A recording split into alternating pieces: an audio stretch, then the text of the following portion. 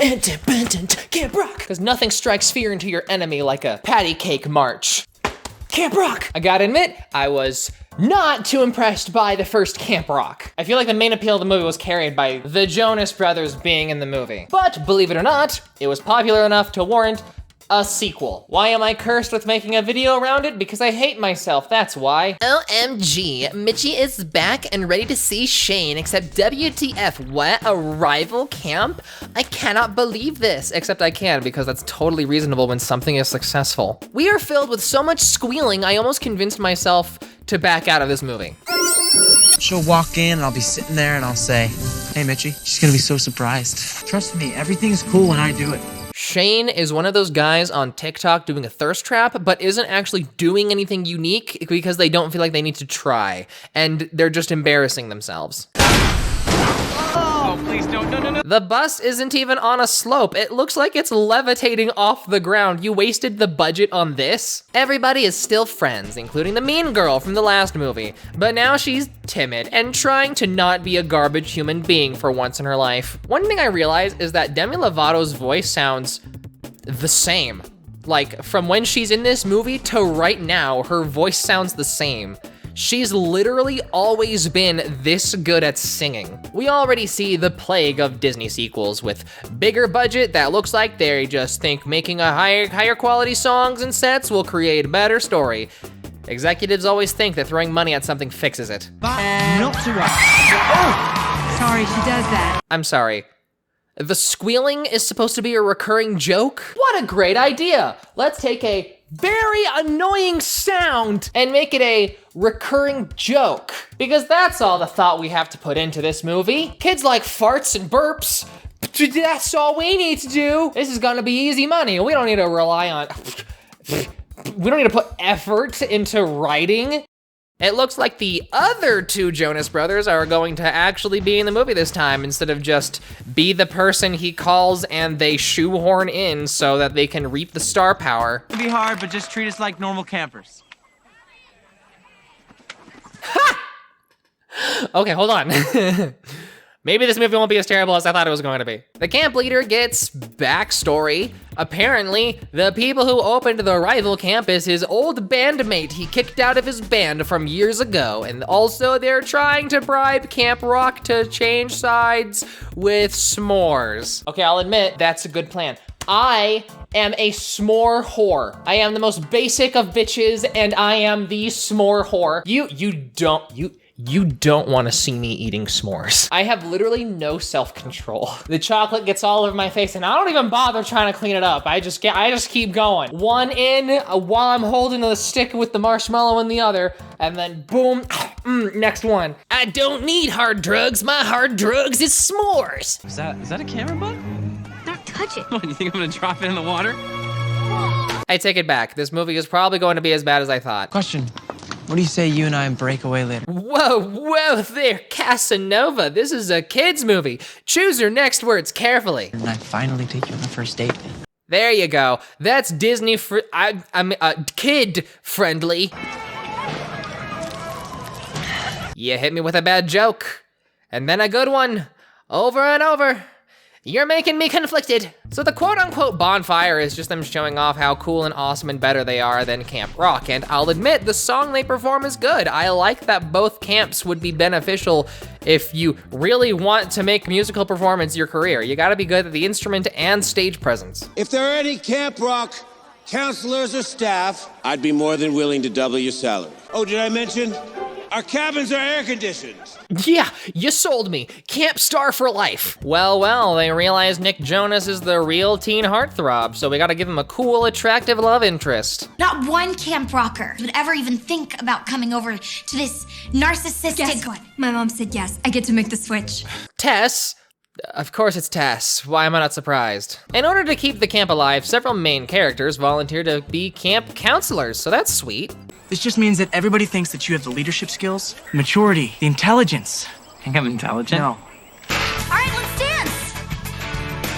Sorry. Hold on, I thought you were supposed to be a DJ. Why are you teaching dancing? You're not Allison Stoner, you're Caitlin. Also, in my last video, I said that Allison Stoner was like only in Kingdom Hearts 3 and onward, which is just I don't know how I messed that up. Like, I even had the graphic on the screen of Kingdom Hearts 3, and I'm like, wait a minute. She's been in basically most everything from Kingdom Hearts 2 onward. I don't think she was in Kingdom Hearts 2, but Kingdom Hearts 2 onward. I'm not sure. I know she's Xion. She is Xion. How did I mess that up so bad? I'm too lazy to go back and fix the other video, seeing as this is coming out like so soon after this one. And you know, when someone gets something incorrect on the internet, that only means more engagement for me because everyone comments that I'm wrong. Point out that I'm an idiot. Do it. You should. I like you commenting. It's a comment either way. There are some people who will intentionally say something wrong just because they know it'll increase their engagement.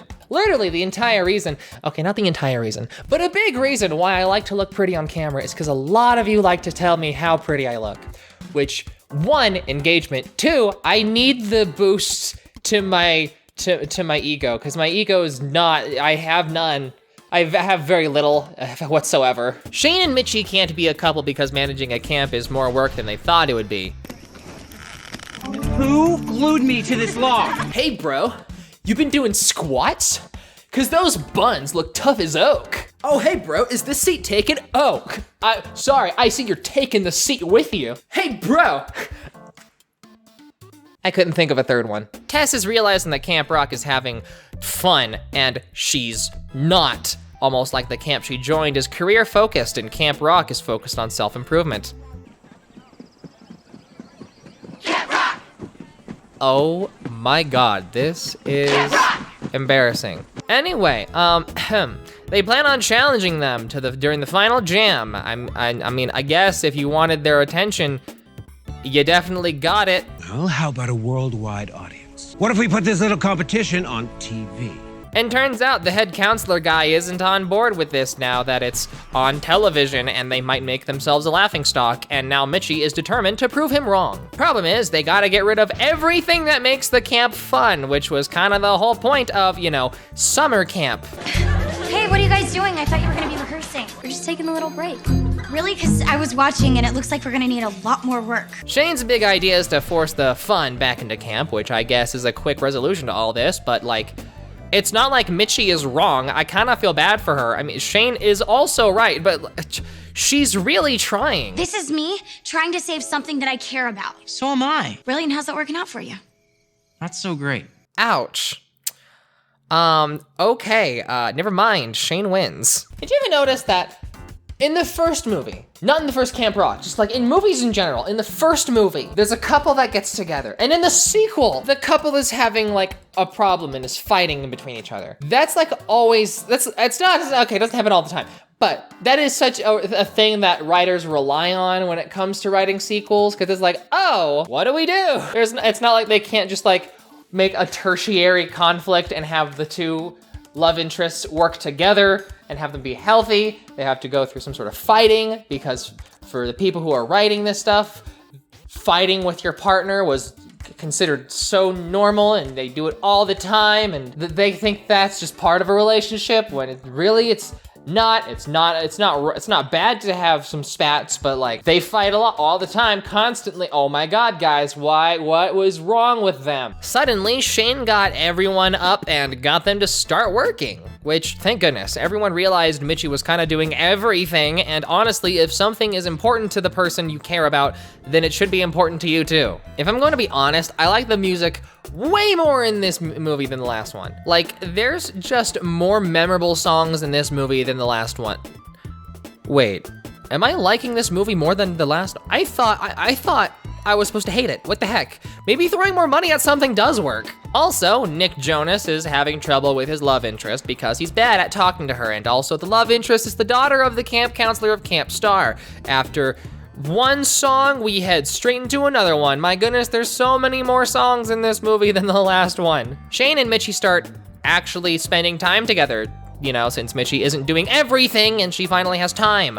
This is good, this feels right. Like, the way they're going about resolving this situation is right. It's not that one of them is right, both of them are right, and both of them need to work together to fix the problem. Don't worry, because we go straight into another song so that he can convince her that he likes her. And it's like, it's really cheesy. He sings about, you know, things that no one knows about him since he doesn't feel like since she doesn't feel like she knows him, and it's really cute. Like, it's something out of a sappy love story, and it works. We got a little Romeo and Juliet story going on here. All the while, the kids sneak onto Camp Star and record their performance so they know what their competition is gonna look like. Good luck.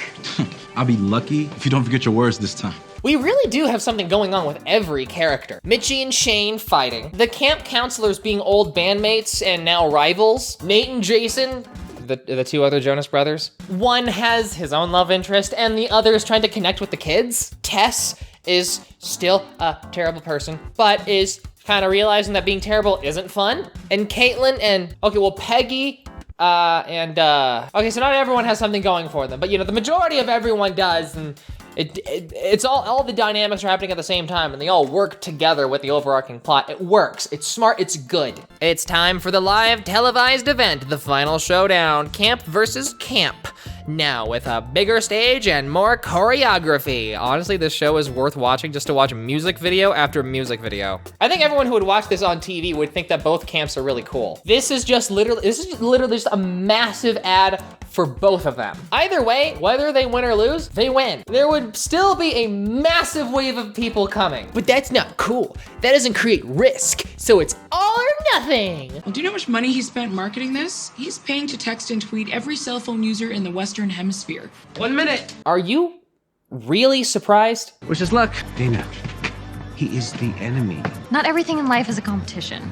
Maybe not to you, but I'm grinding every day. Gaslighting and girl bossing. I'm all about that hustle. I consume so much caffeine I never sleep. Sleep is for the weak. I use those hours I would be sleeping to keep working. If I'm not the best, then I'm no one at all. I burn out every other day, but you know what? I take experimental medication to keep going. I think it's funny that Camp Rock doesn't do a rock song. They do the duet, and oh my gosh, I can see their breath. How cold is it? Oh no, I feel so bad for Demi Lovato. She doesn't get a jacket?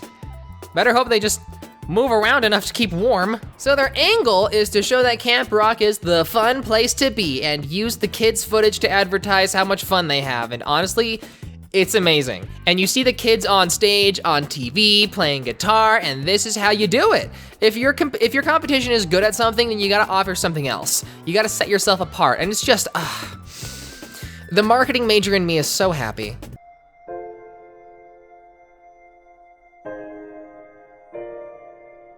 Oh, yeah, they lost. Well, of course they would. Camp Star marketed the crap out of this. It was bound to happen. They finally have their kiss, they apologize for being jerks, and the ending is bittersweet, so they spend one final night together and just try to enjoy everyone's company. And then, like, everyone from Camp Star comes over and actually likes the idea of having fun for summer instead of working all summer, and of course, exactly as I said, a bunch of people want to go to Camp Rock because it's the fun camp. And they don't gotta worry about the camp shutting down now. So bittersweet turned into a happy ending, and it was frankly pretty realistic given the circumstance. I am impressed with how much of an upgrade Camp Rock 2 was. I expected this to be a rushed sequel with just a bigger budget. There are more songs, better songs, more story, better character, and each of their own character stories works in tandem with the bigger narrative, and it's wow, I'm pleasantly surprised by this. This was the level of quality that we needed with the first movie. Honestly, you know, we could have had like half of this quality for the first movie, and that's about the level of quality we needed for the first movie. This is definitely one of the better Disney Channel original movies. I was not looking forward to watching this movie for a video, but now that I have, I'm pretty happy I did. And I'm gonna continue catching up with Disney Channel originals, so please tell me in the comments below which one you think I should review next. Also, if you notice, go back to my Monster High 2022 review, the movie review, and notice how that's when I have short hair, and now you see that I have short hair again. All of the videos in between, I still have my long hair. That's how much I prep my videos in advance. All of those videos were prepped in advance. So if you wanna see my videos months in advance, I have a Patreon where you can also get stickers and trading cards. Hope you enjoyed this video, stay beautiful, and keep playing.